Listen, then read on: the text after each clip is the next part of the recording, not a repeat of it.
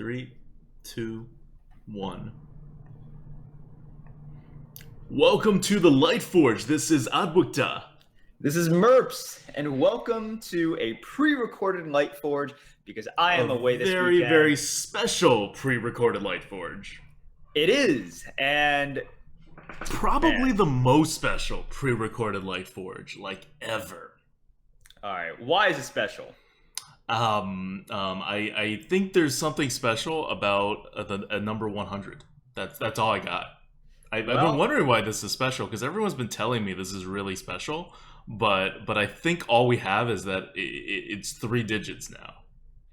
Well, last week was episode 99, so this week is obviously episode 100. It is definitely a shame that we couldn't do it live, but we can't miss a week. This is something that we have done for 100 weeks straight, and if you want to celebrate with us, feel free to do it next week during episode 101. But for this week, it'll just be myself and ADWCTA, kind of like how it all began at the very start. Pre-recorded, not live. Got Riot. I just need to bring some Twitch chat into this. Just because I miss Twitch chat right now. For this week, what are we doing on the Lightforge? Sometimes we help you get good. Sometimes we talk about big picture stuff, sort of micro aspects of the game. For this Lightforge, though, we are just going to focus on the Lightforge itself. Taking a look back. That's so meta. A little bit reflective. That's so meta. That's like not even us looking at the arena. That's like us looking at the arena. It's crazy. So I'm just going to assume that if you are listening to the Lightforge, you're obviously interested in the arena, but hopefully you also have somewhat of an interest in us and the Lightforge itself. So sit back. We're going to tell you the story of how it all began. You know what's the best way to tell a story? I have no idea. Your answers don't make any sense. It's to start off the story by spending like 3 minutes telling people how you're going to tell them a story. That's the best way to tell a story, clearly. It's great. All right, so ADWCTA, you seem to be in an excitable mood today. How did this all start? Or really, just like, why did we do this? Why did we choose the arena? I mean, okay. So, why did we choose the arena? I don't know if we chose the arena so much as, like, we were just playing the game, right? So, I think the question is, like, why Hearthstone, why the arena, right? Like, how did this... Before there was a Lightforge, because the Lightforge didn't exist until after we've been streaming for, like, a year. The Lightforge didn't exist in the very beginning when we started playing the game. And, you know, I don't know, I started playing it because I was playing Magic the Gathering, and then it kind of naturally, like, the new card game came out, and it was, like, really good, and Blizzard was doing it, and it was still in beta, and, you know, you had to, like, go ask someone for a key. And so we kind of got into it once it was open beta, because I didn't have any connections. I couldn't get a key. When I started playing, you know, you start playing constructed, but what's always attracted me to these kinds of games was, like, Magic the Gathering, I was a sealed player. It was kind of the randomness of the game, and especially Hearthstone, right? There's so much randomness. It's not even just card draw. It's not even just, like, resources. It's, like, the cards themselves say the word random in it quite frequently. And maybe it's with, like, all games, but, like, I especially like roguelike kind of games, and just games in which you keep going for it, right? It's like a repeated series of challenges that are formulated in a slightly different way each time. Like Diablo is, like, a really good example of it, where it's kind of the same thing each time, but it's also kind of different. It's, like, procedurally generated. And I feel like that's just kind of what Arena is. Like, you kind of get, like, the same set of cards, right? It's the same pool of cards. You pick a class. Each class, like, your paladin runs aren't going to be too different from each other, but you still have to adapt to each individual, like, card that you get offered. You have to adapt to the deck that you get. You have to adapt to all the different opponents. You're almost never going to see the same opponent twice, right? You're never going to see the same deck twice. Like, there's something inherently, like, I don't know how to put it. There's something inherently, like, relatable about that. Sure, makes sense.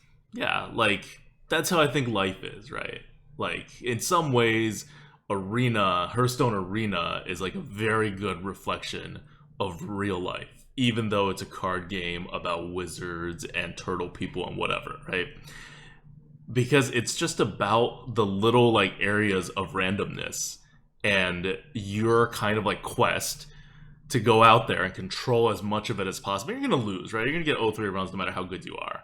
But if you can repeat it enough times, you can sense the patterns and you can kind of get ahead in the game so that the randomness doesn't scare you anymore, right?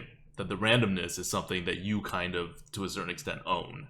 And then you become an infinite player, and then you play the game for free, which is always a nice perk about games, right? Like if you can manage to play it for free, especially when other people have to pay for it.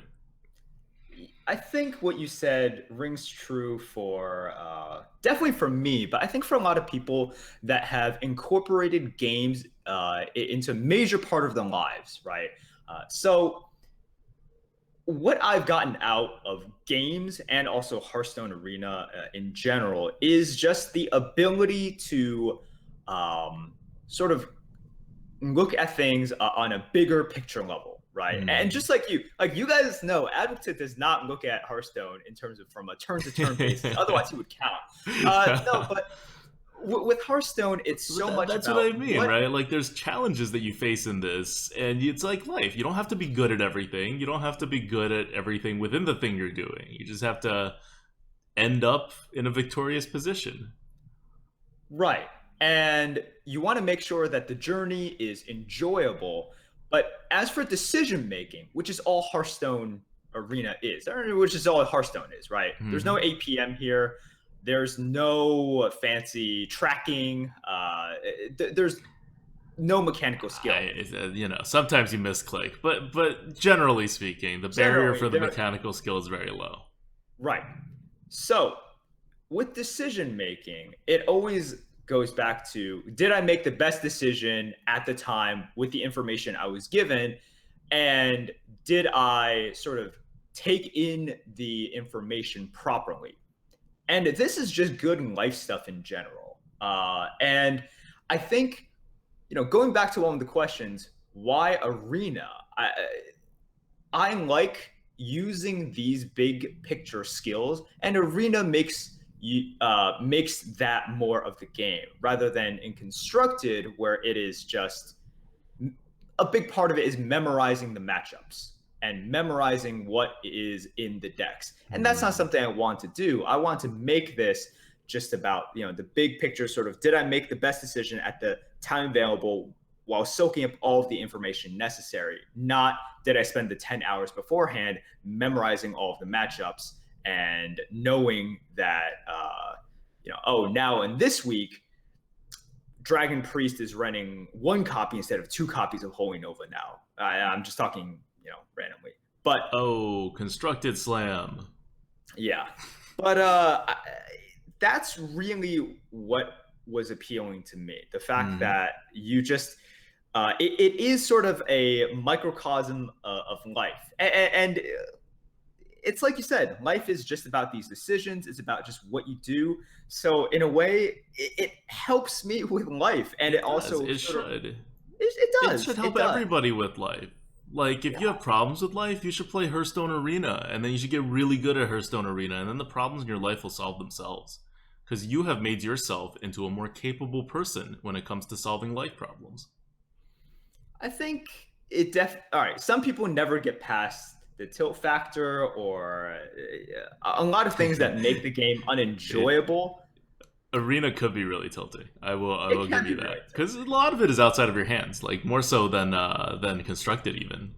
Right, but that's also life, right? And at the end of the day, in Arena, if you make the correct decision turn after turn after turn after turn, or you're never going to make the right decision every single turn, but if you make the high percentage right play most of the time, then you're going to win a lot more over the long run. And that's all that life is as well. You might have a bad day, and you might have done everything. You might have played all of your cards correctly on that day, and you might have still lost that day. You might lose that month, but you should win out over the long run, or you give yourself the most opportunity to win out over the long run. Wow, this is this is the kind of episode that this Lightforge is going to be, huh?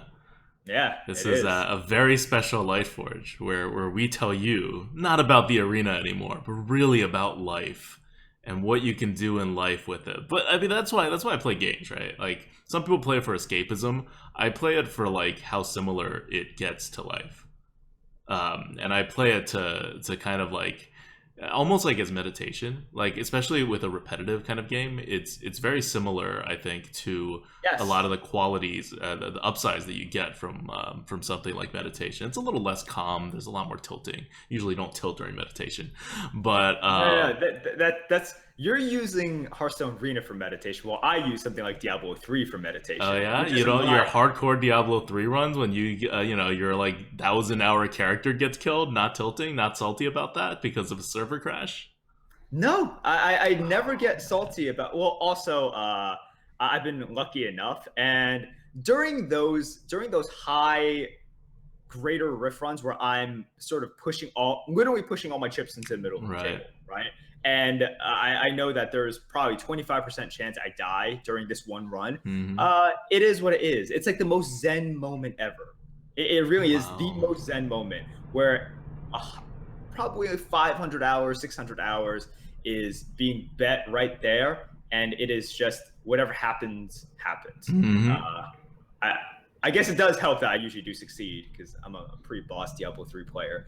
But yes, it is very zen. And if you actually get really nervous, you probably will die. You probably will die because there's like a million things flying on the screen, so it requires you to be zen. But yeah, this is just like gaming in general, sort of shaping my life and reflecting that back into the game. Oh, Hmm. it's the circle of gaming, man. Yeah. So this is our intro to the Lightforge. We get asked questions like, "Oh, so why do you guys play the arena? Oh, so why do you guys, like, why are you doing this podcast?" And we're like, "Oh, that's to help people because it's a fun game because we like to dig deep." But no, it's because we're crazy, and we like literally use this as like a form of like life affirming meditation. Like this is some people live in the world of Warcraft, right? Like, and Sure. they like just live there, and that's like more of their reality than actual reality. Hearthstone's not an RPG, but when it comes to arena, it's oftentimes a more structured way of going through life than real life itself, because real life does even more crazy stuff, right? Like if you're having trouble with RNG in the arena, you're gonna have a lot of trouble in real life. And Like, the most important thing are the consequences involved. yeah, In yeah. real life, when you low roll, sometimes Oof. it's really bad, right? Yep. And so when you And train yeah, yourself through the arena to accept all the low rolls and then to triumph over it eventually, right? Because you get an 0-3 run, you're not like, well, game over. You get an 0-3 run and you're like, well, I can play as many arenas as I want generally. Like, assuming I've got some gold or some real life cash or and even if you whatever. can, it's a buck 50. Yeah. And then I do it again. And if I'm a good player, I know I'm going to be able to eventually be okay. And there's good meditative value in that, I think. I definitely Um, agree. Yeah. Okay. So now that we've established that Hearthstone Arena is probably the best and most important thing you can do in self improvement, to make yourself just a better, more stable person, let's look at the Lightforge itself. So why? I guess how did the Lightforge start? Not like why, but like how? Because we're playing the arena. We've established that this is a vital part of who we are as people and who we think human beings are. Um, and we've established that we're insane human beings, and so we start streaming. And why a podcast? I thought about this question and I don't remember. The only thing I remember is actually this was your idea to Yeah. start. You came to me with this idea, and so this is why I'm flipping this question back to you because it was just something which I was like, okay, well, that sounds pretty good. It sounds like something I'd be Yeah. interested in. Like I have stuff to say about the arena. Yeah, I could say stuff about the arena for an hour a Of course. week. Of course. Yeah. So this was really the beginnings were in your mind. That's where it marinated Well, and really started. So bring us back. okay. So let's go back all the way back 2015. This is Wow. 2014 is when we started streaming with the Arena Coop. Arena Coop 1 was like middle of July 2015, 2014 sometime. And we started that. Like, I'm going to go way back to the Arena Coop. We started that as once a week just to like show people what good arena play looks like. Because it's happening on Twitch. We were hardly the only ones. But then you always have people who like just didn't believe, Like, who, Trump and Hoff were out there getting insane averages. And they're just like, oh no, but, it's one reason or the other. Right, Hafu even tracked like very meticulously, and Trump did as well. And so we're like, okay, we're going to do this without any of like the non-serious stuff, without any of the jokey runs or anything like that. We're just going to get the absolute highest average possible, playing all of the classes. And we were like over 9 wins per run for a good stretch there. So that got some attention.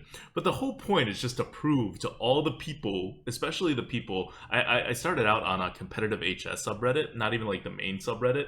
And definitely there was no arena HS back then. And there was a lot of constructive players who just thought arena was bullshit.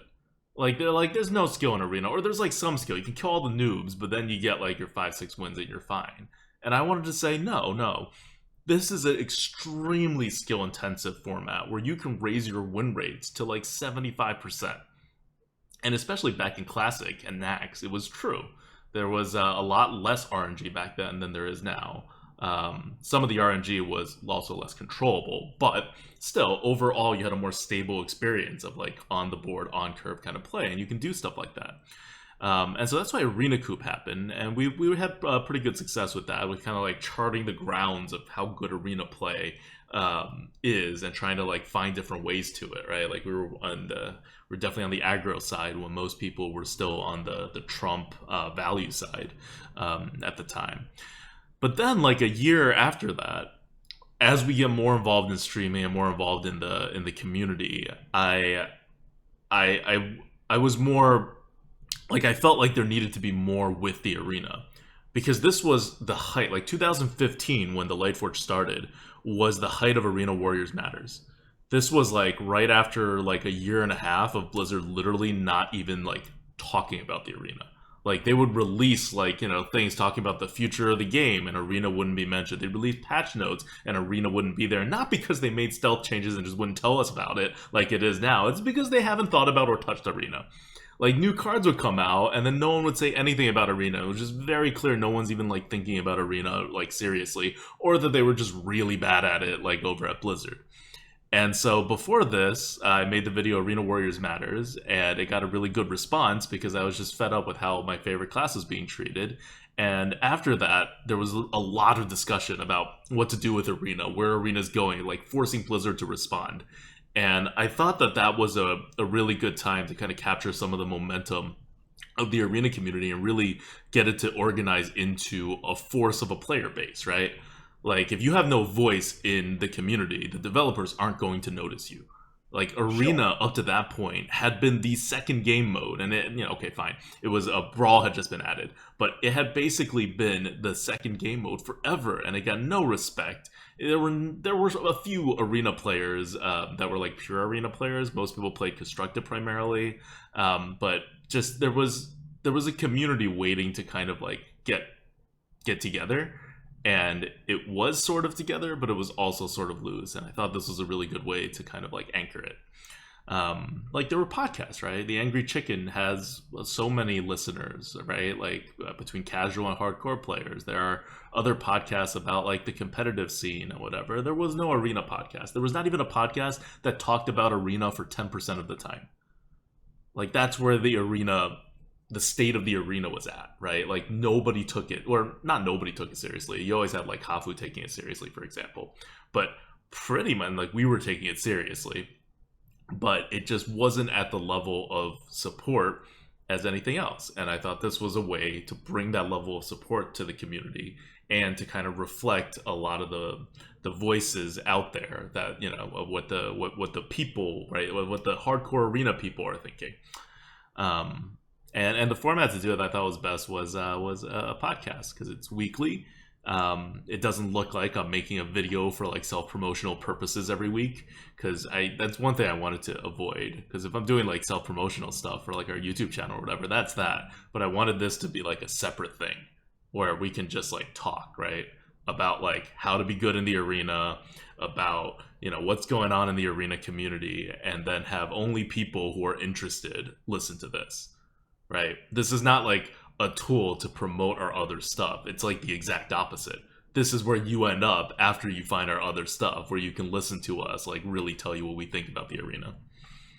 Yeah, it's true. And I don't know how much this podcast has impacted the arena scene, but I do like to think we've made positive changes. We've made the scene a little bit bigger, and we have provided sort of a community or a network for the arena, right? We take in questions, we answer people's questions, and it just sort of helps keep the interest alive and gives a voice, right? Like this is created just about a voice. Right. Like arena was being ignored, and we were trying to set up infrastructure to get it to not be ignored. And you can see we don't just take people's concerns and sort of use this as a microphone. You see posts on the subreddits talking about, well, I heard this on the Lightforge and I agree/disagree with it. And that's great. That's exactly what we want, to foster discussion and communication and just have other people want to talk about it. And I've gotten a few messages from others as well saying, I want to start a podcast. And I don't know if they went through with it, but hopefully they did. And hopefully they, they're on their way to episode 100 as well.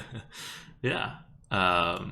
And then, what do you talk about? I remember when we first started this, I was talking to, people who were, doing like podcasts or people who are other content providers. And they're like, I don't know if you can actually do a weekly podcast on the arena. Is there that much to talk about on the arena? Like, it's a fun mode to play, right? You can play the arena.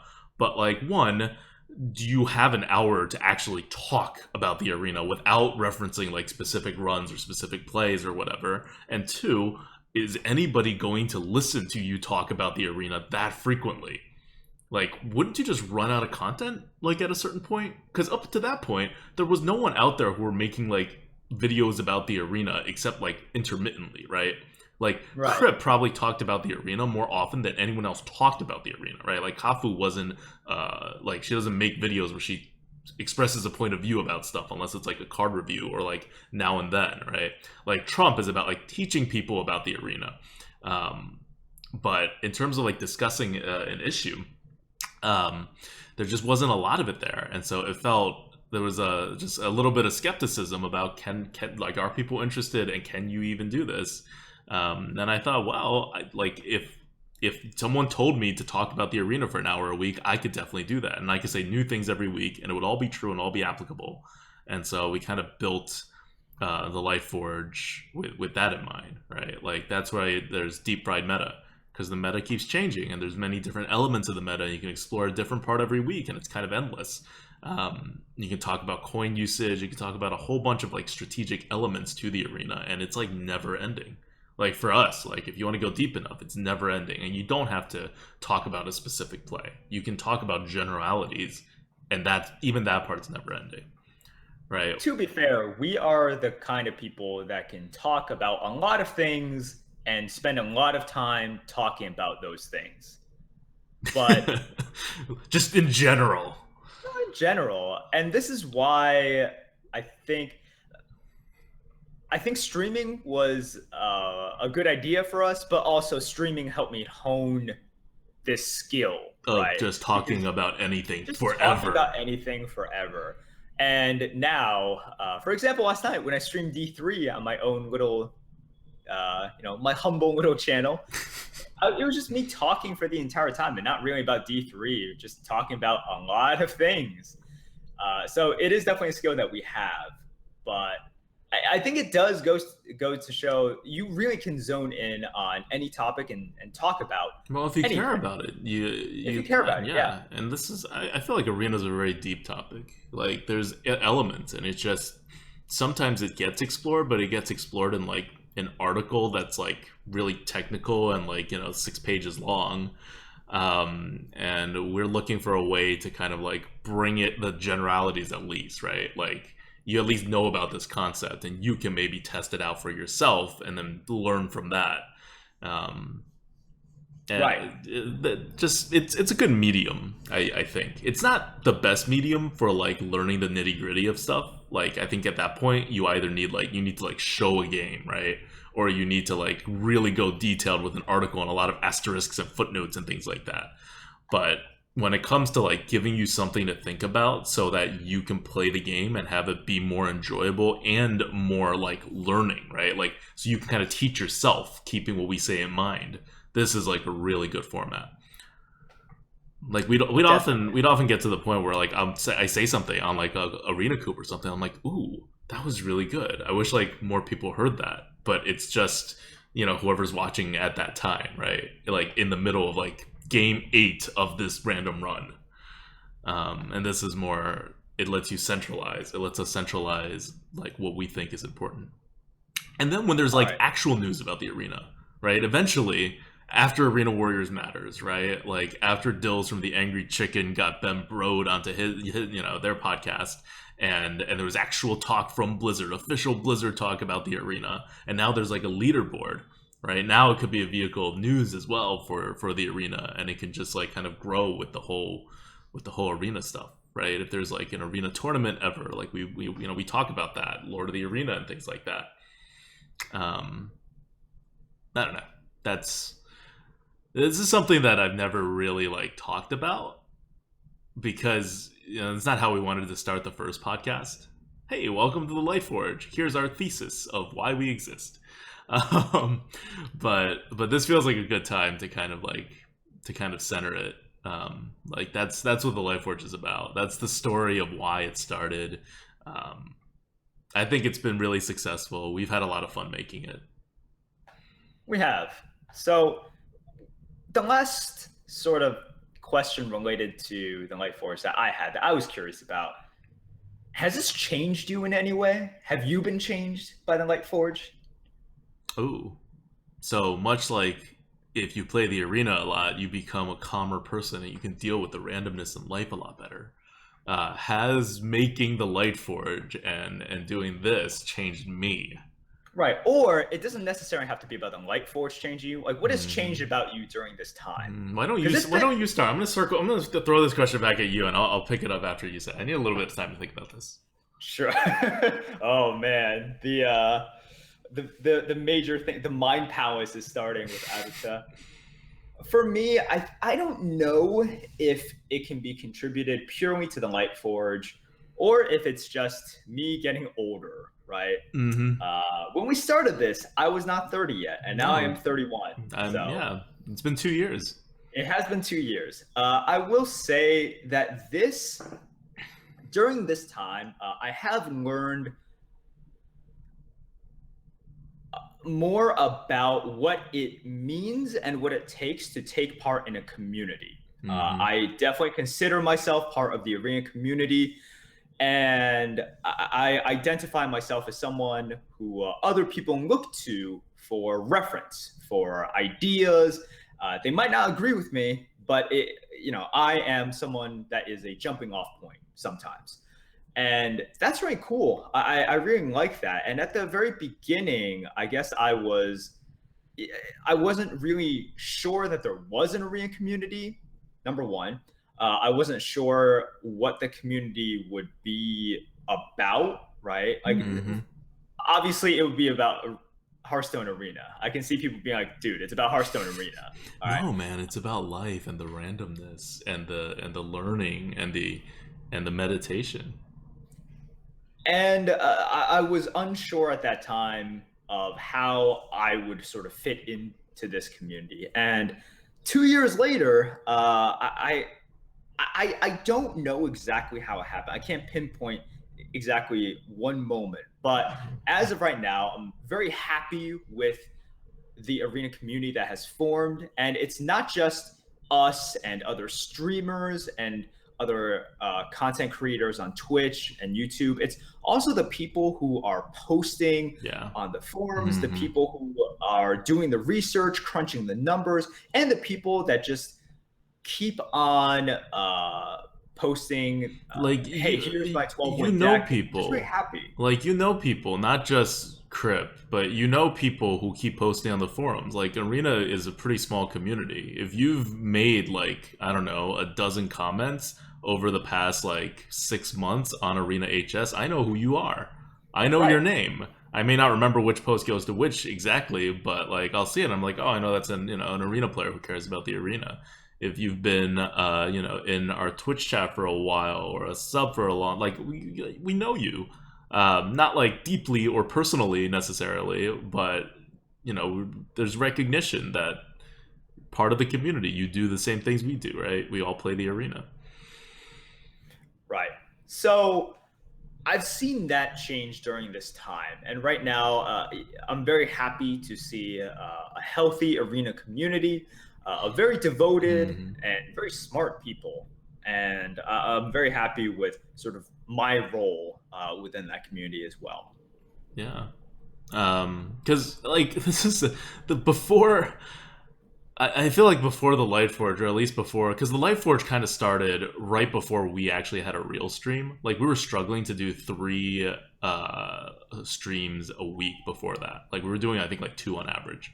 Um, and the month after the Lightforge started, you started streaming more, and then we started actually having like a real stream. So it's hard to like life wise, change wise, it's hard to differentiate the two exactly because that's like I think when we like really made the commitment to do this with like a very large chunk of our time rather than on like a project by project basis. When you do something like launch a podcast, you make a commitment, right? That you're going to be there. And we were there every single week. Like that's why like when we were floating around the idea of we want to do 100 live, we wanted to make it like a bigger thing, and then Merps #blame Merps, Merps's vacation schedule didn't allow for that. It was like, oh, do we just like wait a week so we can like properly do this? And it was like, no, we can't, because we've literally never missed a single Lightforge up to 100, so we're not gonna miss it now. That would be so backwards. And when I was doing it, when I was starting the podcast, with Merps, I knew that was going to be like a responsibility. We talked about it, and what I didn't know is whether it was going to be a burden at some point, right? Where I'm like, oh my god, I have to make a podcast this week. Like I don't want to make a podcast, but I have to. Or maybe it would just be like, oh, I guess I won't make a podcast this week because I don't want to, and then we'll just skip a week, or it'll just shut down. But that's never happened. There's never been a single Lightforge where I started, at the Lightforge, and I get Merps on the Hangouts, and we're sitting there, and we're like, man, I wish we didn't have to do a Lightforge this week. Not a single time. There are nights where you're like, oh man, I wish I didn't have to stream and I could just like play by myself or like do other life stuff, right? Like that definitely happens now and again, but it's never happened for the Lightforge. Yep. And I think that says a lot about the podcast and what its place is in our lives, like personally, right? Like at least for me, it centers my Hearthstone week, right? Like every Sunday or like whenever we get to like I get to talk about whatever topic it is relating to the arena that I really care about this week. Like I always know I have that like mouthpiece. So have I changed? I don't know if I've changed. You talked about the community. It's definitely like I think the Lightforge has grown with the community, and it has it's definitely a part of the community, and it's helped provide a reference point in the community to like agree or disagree with stuff. And like the community didn't exist when the Lightforge started, right? Like there were like fans of Hafu, fans of Crypt, fans of Trump, fans of us, right? But there wasn't like a place that was just like, oh, this is all the arena people kind of like almost like interchangeably, right? Right. And now there is. Like now we could disappear, and it's not like our fans would become like just like pure Hafu fans or like shady fans or whatever. They're still arena players. Like there's kind of an identity now in the Hearthstone community around this, and for whatever part in it the Lightforge helped or we helped to do, I'm really happy about that. So All right. yeah. that's kind of our story and our reflections on the Lightforge. Ooh, I like that word. That's going to be titled Lightforge 100 Reflections. Yes, just like the Mulan song. Yeah. Yeah, And to just yeah. like tell people right off the bat that it's going to be pretentious. Like there's not going to be any hiding of it. It's like, oh, with that title, I understand where this episode's going. Skip. No, like last episode was titled like Patch 8.2 did things. Because It that's did what it was things. about. It was about what the heck Patch 8.2 did. This one is going to be like just us.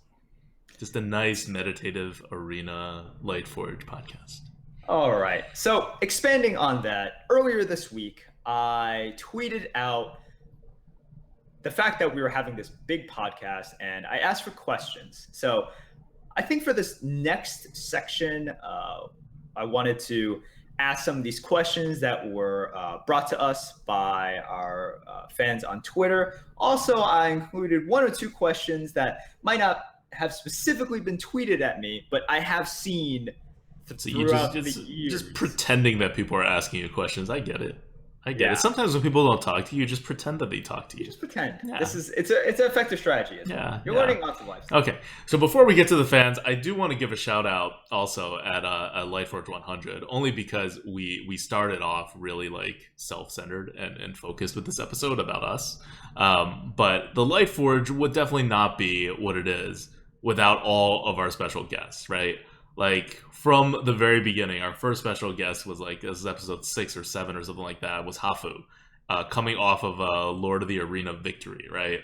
Like that was pretty big, at the time. And then later on, in the winter, we got Crip, and in the meantime, and all throughout, we have had like Ratsma on numerous times, Shady on numerous times, and when something big happens in the arena community, which granted it doesn't all that often because it's still heavily underappreciated by Blizzard, and very not supported by the game, so there's no way to make tournaments or anything like that. But when something happens, like the 110 challenge, like we got Isher on, like when things happen, when Chucky did like came out of nowhere from constructed and was like number 1 or number 2 and on the NA leaderboard, the ridiculous average, we got Chucky on.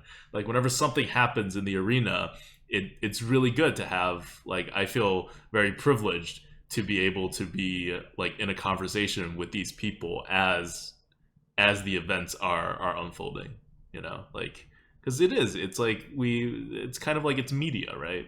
Like we're semi reporters sometimes when we're doing the Lightforge. Sometimes. Sometimes. Yes. Most of the times we're focused on either being a tutor or being like, I don't know what you call it, like a presenter, like of a position on the arena, like a lecturer or like a coach. But we're also sometimes just like newsmen, and it's an interesting role. Anyway, big shout out to all of them, and now we move on to our fans and our patrons. We're calling this question from the goat. It's really questions from a lot of goats, and I'll just preface it like it's brought to us. It's brought to you by patreon.com/grinninggoat. Patreon.com/grinninggoat is how the Lightforge is supported. Feel free to feed the goat over there, or to it's we've had our patron for, God, it's been like 2 years now. It's been a while. And yes. Thank you everyone who has been supporting us all this time. Thank you. So, first question, softball question. I get this asked way too often on stream, and this was actually pitched on Twitter as well. So this is at Ngabolam Non. All right. Anyways, Legala MB Non. Something. Okay. All right. I see that Twitter after names are very 3 hard. years of being a Twitch streamer, we still cannot pronounce like No. 90% of the names that come through. This is not a skill that we've actually gotten better at. They asked, Merps, why chinchillas? And if you guys don't know, you guys have to know. I own 2 chinchillas. Their names are Willow and Ginzy. And the story, their beginnings are really, it's not some grand story, right? Where like I found them in a dumpster. You will never find Aw. chinchillas in a dumpster. If you do, please rescue them because they will die. They will Very die quickly. very quickly, very very quickly. They are not very good at surviving. No, but you know, it was. I was living in an apartment at the time, and I was just like, I want pets, and I remembered chinchillas were very cute animals, and I had just started going out with Natasha during that time. We'd been going out for about half a year, and I asked her, I was like, "What do you think about chinchillas?" And her version of the story is she thought I'm probably not going to be with this guy for too long, anyways. Mhm. So yeah, like I get to benefit from playing with cute chinchillas for a few months. So she said, "Oh yeah, that's a great idea. You should definitely go for it." And that was basically it. So just like how ADWCTA has hashtag blame Merps, I have hashtag blame Natasha because I think if it was not for her encouragement, I would not have gotten the two chinchillas. Why was the blame? Where's the blame there? Oh, right. Because that would imply that I think of the chinchillas as a negative Yeah. aspect, when in reality, I think of them as an extremely negative asset that takes my money away, ignores me, and just fills my apartment with dust and poop. It does. Oh my god, Merps's apartment, now that I've actually been there, is so dusty. There's just dust everywhere all the time. It's crazy. And he blames the chinchillas, but like, I don't know. I feel like that's just he's scapegoating the chinchillas. I'm actually the one rolling in dust, Yeah. not the chinchillas. But yeah, so that's the story of the chinchillas, and it's been entertaining to see them become part of the stream personality, right? They're kind of our official mascots by now. They don't know it. Yeah, not the goat. No, not really. No, people not think the goat. No, people think the goat's creepy. The goat is creepy. We actually like designed the goat to be creepy. You kind of really pushed it in that direction. But I wanted people a like the creepy chinchillas. goat. They do, and they should. The chinchillas are just happy little animals that people are happy to see. Not like the goat that stares into your soul and takes a piece. Yeah, I feel like the goat doesn't have to physically touch you to take a piece of your soul. No, and it's a good thing the goat can't touch you because that would be bad. But anyways, that's sort of why chinchillas. And for any of you out there thinking of getting a chinchilla, in all honesty, you want to think very hard about this because they are not easy to take care of animals. And I will stop right here to prevent the Lightforge from becoming a chinchilla advice podcast. But that's sort of the deal with the chinchillas. Okay. Anyways, on to the next question. This is a question that, because I asked on Twitter, I didn't get it. But I've had lots of people ask me this question on stream. I don't know if they ask you. I don't think people ask me like the same questions they ask you. Right. Or they want my take on it, right? They want my take on it. Or they don't think that you will answer honestly. But what do you do for fun? Because people. Oh, that's a pointless question to ask me. They definitely don't ask me that. That's a pointless question. You have to know the answer for that already. Well, okay. The answer is it's like you just play Hearthstone and win for fun. But I win for fun. No. People want to know, like, okay, you work, you sleep, you play Hearthstone. Yeah. Other than that, what do you do for enjoyment? Like, I talk about my Pokemon Go, I talk about Diablo 3, I talk about working out. There has to be something. It doesn't have to be, as eccentric as Pokemon Go or whatever. But that's not eccentric. That's like literally one of the most popular apps ever made. Now, not as many people play. Sure. But and to our audience, no. Pokemon Go is probably not eccentric. It's like the opposite of eccentric. It's like mainstream. Now it's definitely it's like prosaic. Sure. Okay, sure. But what do you do? What do I do? Okay. You buy just by the time, like time sheeting, right? If we were to check off your time, there are times in which you are not doing one of those three things.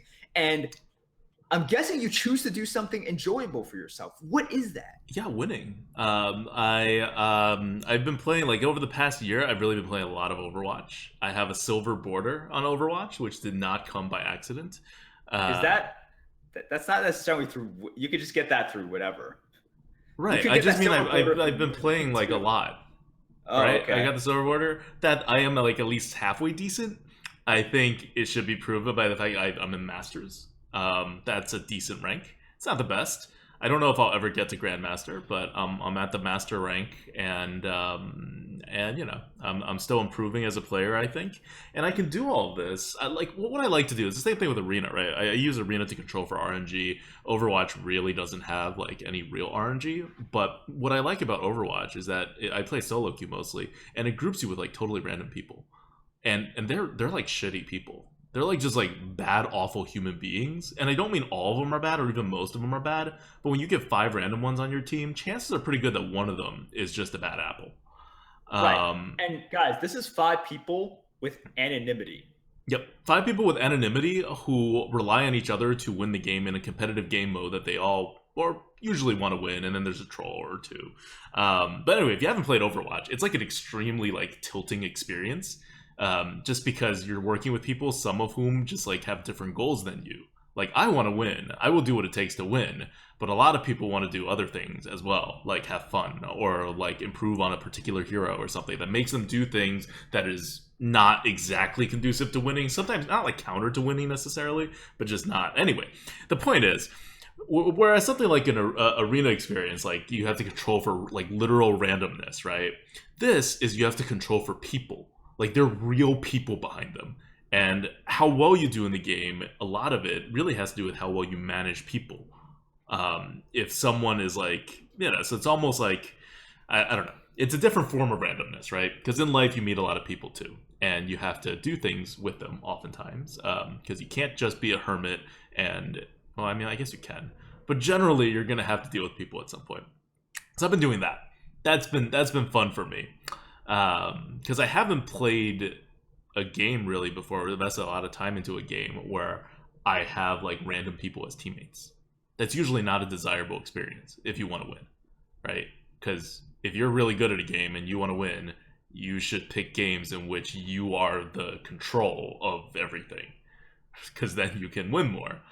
But yeah, and an additional challenge with Overwatch that I really like is that I'm really bad at first-person shooters. I have not played a first-person shooter before Overwatch since GoldenEye 64. And Yeah. that's a really freaking long time ago. And I can't aim worth like anything. I'm like at best average aim. And if I shake the controller, like the mouse too much to look around, I get dizzy because I have motion sickness. Which is one of the reasons why I don't play, you know, first-person shooters that much, or first-person anything. So even with all that, I'm Master's rank, and so I'm pretty happy about that. I use video games to try to get over like my own handicaps. I remember back in StarCraft, right? I mean, I think I told this on the Lightforge like a while back, but I was a like top 1 percentile StarCraft player, StarCraft 2 player in the first season, the first competitive season, and my APM was, I kid you not, it was 32. That was my. If you know anything about StarCraft, everyone's APM is over like 60 at least, probably over 100 for the good players at least. Mine was 32 because you know me, especially if you watch me play Hearthstone. I am slow. I'm slow at thinking. I'm slow at clicking. I'm just slow at doing stuff. Mechanics are not my strong suit. But I took it on as a challenge to be really good at the game and to be able to win despite not having the skills to actually win at the game. And for a while, it was pretty successful. And then it got like really like nerve wracking because there's like a lot of anxiety that comes with StarCraft. It's a very precise game, and so I stopped. But still got to be ranked in well within the top 1 percentile. All right. So you spent all that time, and really the answer was Overwatch. Thank you. Thank you. I don't know why people like, what do you do for fun kind of like implies that like when I'm streaming and playing Hearthstone I am not having fun, which is not true, or else I wouldn't be doing it. So like this is what I do for fun. This is my hobby, right? Like people ask streamers like, oh, what's your hobby, because they do it for a living. The subtext of that question is, what else do you do for fun? Yeah, but Right. like this is my hobby. Like video games are my hobby. It's taking a lot of my time, right? What I do for fun, you know, tier list stuff. Like I literally have a calculator out and like some like code, And well, now it's more code, but I still have to use calculator sometimes to like whatever, right? And we do like tier list stuff, and we do the algorithm for the eventual drafter that will eventually come out, like things like that, right? Like that's all fun for me. All right, sounds good. The big secret is out. There's really no secret.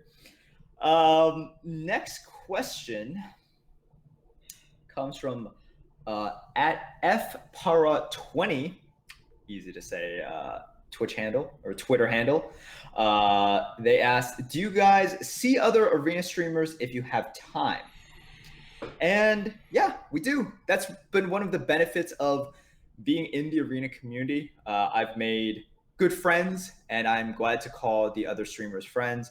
And it really has been a great community to be a part of because everyone helps each other out. When we got started, we got lots of help from Ratsma, and we got a lot of help from Hafu. She continues to help us out to this day, and we continue to talk. I actually played from Crip.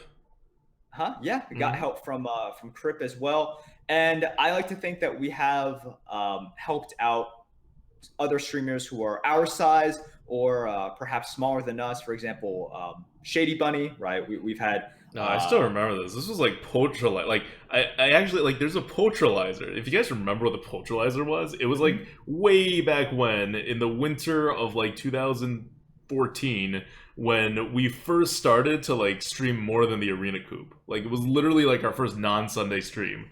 And the focus is just kind of like to test stuff out, right? Like test strategies out. And then we would get like random co-hosts on, like people who claimed that they were Infinite Arena players, like just to like, hang out. And Shady was one of them. Like he had his own stream and all that, but he was like, oh yeah, this is really cool. Like we still have it. It's still on our YouTube channel somewhere. Like if you search Potralizer, and it was Potralizer because it was GVG, and they had a Potralizer, like, it's some goblins and they make machines, and there was a chicken maker. Anyway, if you search Shady Bunny and Potralizer, like he's there. Right. And it's really cool seeing Shady's rise, right? He's now known as one of the best arena players, and for good reason. And also he has a very successful stream. And it's been nice during this time to see new streamers pop up who have made a name for themselves. People like Isherwood, who just made partner recently. Go Isher.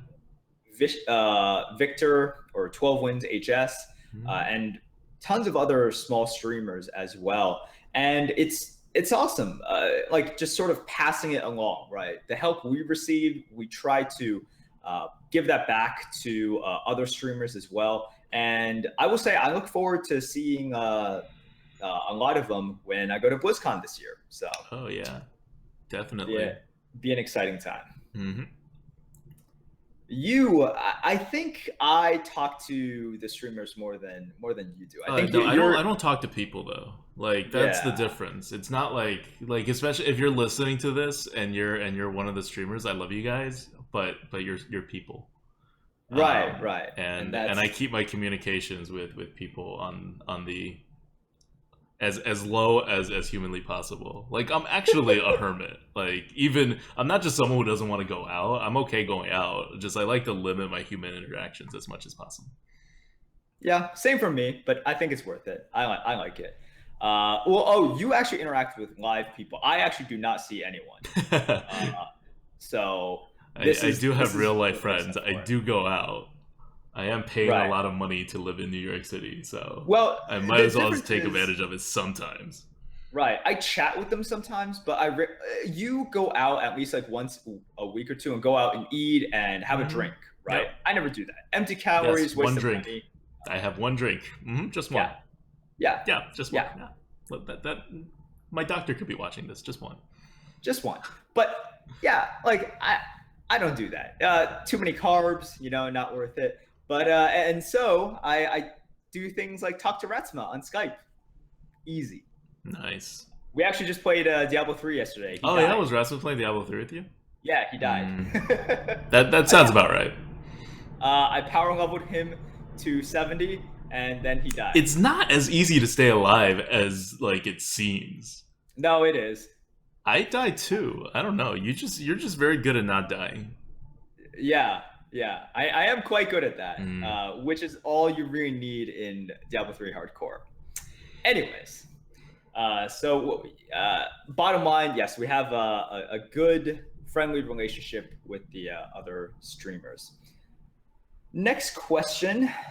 This comes from at Big Burp Merp. They ask, have you guys tried other popular card games, and is there interest in playing them in the future? Okay. So for me, the issue with other card games is just that I'm already playing Hearthstone. That's really Right, it. right. I don't think there's anything like fundamentally better, especially strategy wise, about Hearthstone than like a lot of these other ones people will propose. There's a whole bunch of like since Hearthstone came out, there's a lot of like alternative like card games. Like everyone seems to have their own. Like if you have a IP property, you created a card game for it. And some of them are done like quite well. I've watched people play almost all of them, like on Twitch and whatever, and they run promotions for these things. And I'm definitely open to like trying them, but when it comes to like playing them for a long period, I'm never going to have the time and energy while I'm still like working a real day job to be able to play a second card game and Hearthstone. Like if I'm switching, I'm switching. Like flat out, I would no longer play Hearthstone. But so far, none of the ones I've seen, some of them are like, I'm not going to name which one, but there's one that I think is pretty much better than Hearthstone in every way. Like, if I were to start playing right now and I didn't care about how popular a game was, I would pick that game. But I'm not gonna say which one it is. Um, and but it's just not it's just not something that's going to happen because we're so invested in Hearthstone Arena. And it's not like Hearthstone Arena is a bad game. It's not like the other game is like significantly better than Hearthstone. You know what I mean? Like Yeah. it's marginally better, so that if there was no investment, that's where I would go. But if there's any investment, like I already know the rules of the arena, I've already memorized all the cards. Um, you know, we already have this whole stream and this Lightforge set up. We're not going anywhere. Like we said this from like the very beginning of the like Arena Coop #1 3 years ago. Like we're not going anywhere. Like Hearthstone's a game we're really gonna be playing for the rest of our lives, and so that's why like the fact that Hearthstone exists is the reason why I don't play the other card games, and not even necessarily because Hearthstone is better, but like it's a commitment, and it's not a commitment in a bad way. Like now I have to do this. It's a commitment in that the more you sink into it, the better it gets. And if I had sunk this much effort into another game, even though they didn't exist then, like maybe I would have gotten even better results. But that's not where we are, right? That's not the reality of the situation, and that's not going to change, right? If I start playing the other games, it's not going to just be better. It's going to be worse for me than playing Hearthstone, which is why I don't. So I think people ask that kind of like with two intentions. Like one is like, do you think the other games are better than Hearthstone? In which case, I think some may be. And the other one is, will you ever play these games? Like, will I ever see you play and analyze these other games? Because some of them, like, have like great communities, but a lot of them have smaller communities, and they could benefit from like people who really know how to do analysis and whatever to develop the game and the strategies. And I'm not going to be able to do that. So that's my take on it. Yeah. For me, it's pretty much the same answer. There's just not enough time during the day. We had a sponsorship with Shadowverse, right? Yeah, And I enjoyed that. I it was thought just really fun. it was really fun. I think, and we did a Lightforge about it as Mhm. well. Sort of what Hearthstone can take away from Shadowverse. Yeah. And in terms of gameplay, I like the evolve mechanic, and also in terms of, oh my gosh, the player options and UI, and like wow, the fact that we could face each other in the arena in Yeah. Shadowverse, that was pretty cool. And I haven't looked much at other games, but I'm sure there's um, features that once I am exposed to them, I'm like, oh god, I really wish Hearthstone had this. But at the end of the day, Hearthstone is a great game. I've sunk a Mhm. lot of time into it, and I still like it, and Yeah. I'm very excited about the future of it. I'm Mhm. very curious about the future, and so we'll see. Like, am I going to play it in the future? Maybe, probably not, unless because right now, whatever free time I have, I'm trying to commit to the few other things in life that are not card Yeah, game you related. mean Pokemon Go and Diablo 3? Yeah, and working out and keto Oh, that's diet. right. That's right. So So today I'm like, oh, I'm gonna be healthy. Hey, I know Merps is going on the keto diet. Tell me how to go on the keto diet. And then he sent me a link, and I was like, oh, I'm not doing that. Like, this is insane. How do you keep your carbs that low? you just eat meats and cheeses. You can also eat I did the salads. math. You can't eat salads. No, you If you eat like 2 salads a day, you're done. no. All right, guys, this is where Adukta messaged me. He's like, "There's 50 carbs in salad." I'm like, dude, there's what? Like, are you eating the croutons as well? No, Do you have? I just Chipotle. It's the beans. I figured out it was the beans. That's Oh what yeah, gives you yeah. carbs in a So you Chipotle can't have this. salad. I mean, you still want things to taste good, All even right. if you're on a diet. Anyways, back to card games. Hmm. That's our That's take on the card games. And if anyone's out there listening and they're with another game or running a agency or whatever, we're definitely interested in playing other card games as a sponsorship thing because we have fun, right? We had fun playing Shadowverse, we do. and our audience likes they're into card games, right? So they like it. But in terms of the potential for playing it long term, like that's almost certainly not going to happen. This is like you said this before. This is way before Arena Coop or anything. Just like when you were introducing the game to me, you're like, "Hey, by the way, this game exists." I'm like, "What? Blizzard's making a card game?" He's like, "Yeah, it's kind of like Magic the Gathering." And I remember you said like the exact word. You said, "I feel like this is a game we're going to be playing for a really long time, like maybe the rest of our lives." That's like your exact words, and I was like, "Yeah, that sounds about right." Like, that's the kind of people we are. That sounds about right. Yeah. Well, we did play Diablo 2 for 10 years or We so. did. We played Diablo 2 for a long time. And we only stopped playing Diablo 2 when Diablo 3 came out. And then Diablo 3, you're still playing. I left when everybody left Diablo 3. But I'm Yeah. still waiting for Diablo 4. And to be totally honest, I wouldn't be opposed to rejoining Diablo 3 if there was like any kind of like other people we knew that played Diablo 3 or like, a community or whatever. But it seems like Diablo 3's gone way beyond me at this point. Like the wagon has passed and it would take way too long to catch up. It's not that hard, but you're right. Like, not a lot of people are playing these days. Because I'm competitive with it, right? Like you at one point were like the #2 hardcore wizard in like the entire like server or whatever. I was number 1 NA. Okay, you're #1 NA, right? Exactly. Like Yeah. if I were playing, that's something that I would like try to go for, like top 10 in the class hardcore and whatever. And I feel like the wagon on that's kind of passed. Yeah. Well, right now it is quite hard because a lot of it, you have to put in those hundreds of hours in order to just get a shot at it, right? And I'm really just frankly, I'm not as good at staying alive as you are. I don't know what it is about it, but yeah, I go for things. I go for things. Like I take risks, and you can't take any freaking risks when you play hardcore. I take risks all the time. I don't know. They're not risks if you 100% like win it. They're not real risks. Okay, I guess it's not a risk because I'm just too good. Nothing's a risk to Merps because he's too good at the game. I mean, what can you say? You don't get #1 wizard on like the season 2 NA server without being good and without taking risks. All right. But that's basically it. And we'll end off this special reflective Lightforge with a question that I just made up. No one asked this, but I will pretend that everyone asked this, that everyone is curious. So we are celebrating episode 100, and I don't see this as an end. This is just, you can call it a new beginning, but this is just a continuation, right? Mm-hmm. So my question is, looking towards the next 100, what will episode 200 of the Lightforge sound like? What will we be talking about? What will have changed? What will it be about? Welcome to the Lightforge. This is ADWCTA. This is Merps. That's exactly what it'll sound like.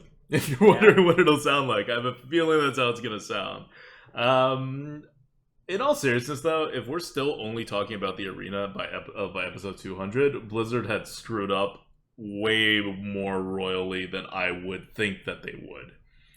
Like, by episode 200, that's 2 years from now, by the way. So by episode 200, they better have some other kind of limited mode at that point. That's like 6 years after the game's release, 5 years after the game's release. Or Arena has transitioned to something much more than it currently is. Right. But like, I feel like the scope of this podcast will be bigger than it is right now, just because the scope of limited formats in Hearthstone is going to be growing. What else may be different? Not out of the question that I may be doing this full time. We'll see about that. That's been kind of vaguely in the background, plotting along for a while, but we'll see about that. And what else on episode 200?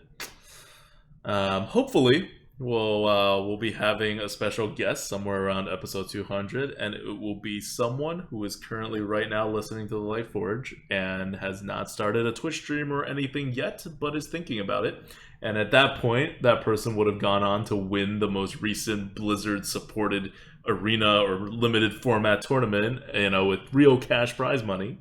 And we'd be interviewing him or her on what their strategies were, how great, how did they decide to use this class over that class? Why did they make that play?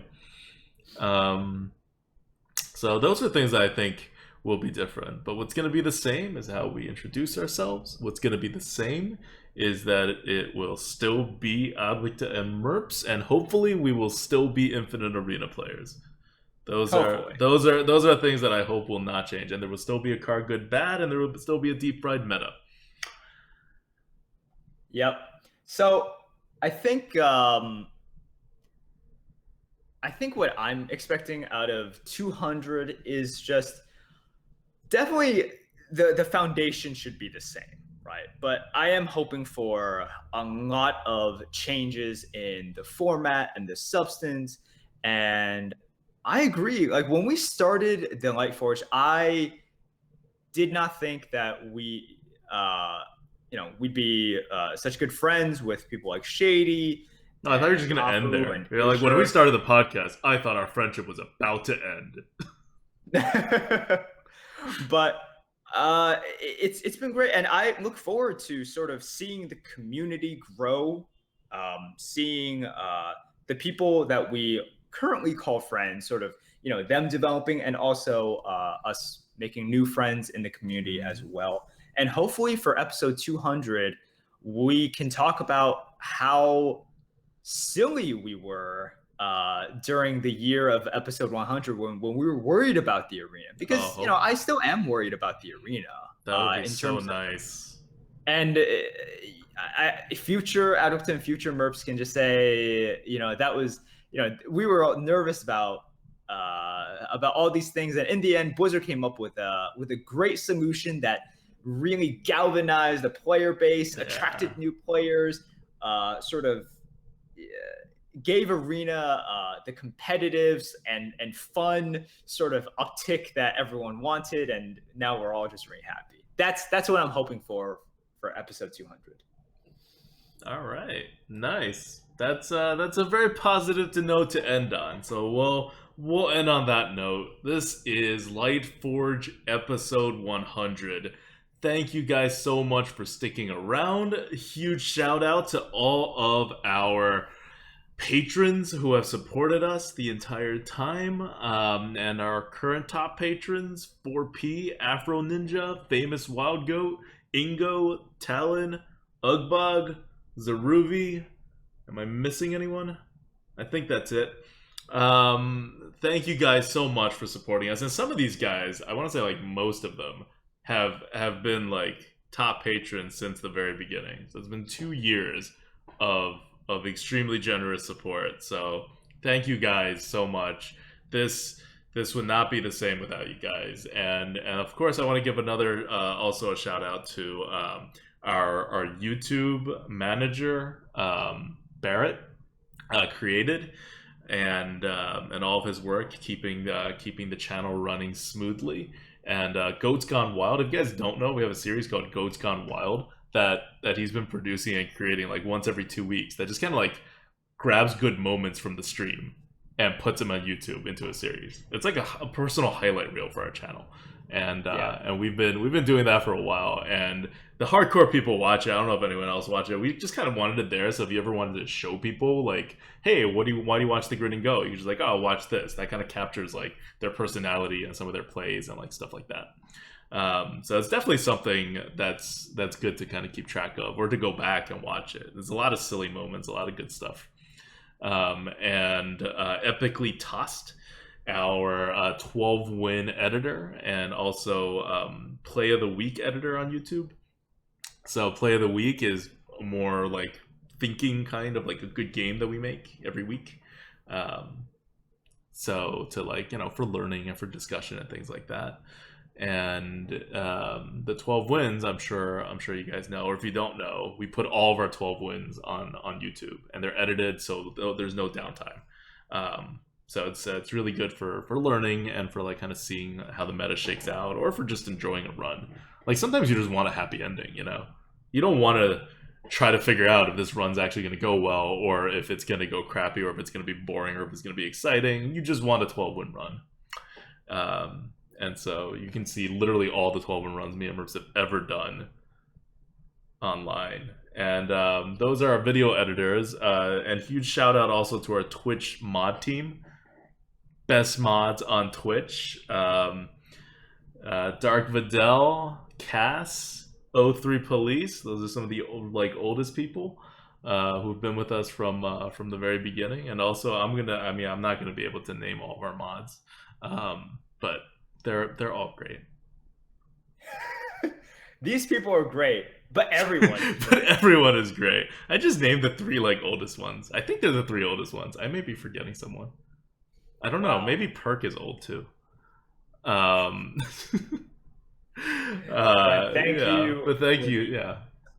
And we do realize that what we do here, it definitely would not be possible without these people that we have mentioned. Yeah. And we truly appreciate all you guys making this and us possible. Yeah. Like there's always a village, right? It always takes a village to do anything. And we do a lot of things, right? We have the tier list, the podcast, the streams, and all that. And so there's just a lot of people doing a lot of work and putting a lot of time and really care into what we do to make what we do possible, because we have limited time to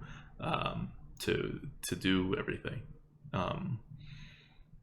And finally, one last shout out to Altar Slayer, who's made some of our emotes on our Twitch channel and some of the art as well for our tier list and all that. And Grafera also, I think she's on her trip in Asia still, but she's also made some very professional icons for us for our Twitch channel. So thank you guys. Thank you everybody. Until episode 200, this is ADWCTA. This is Merps.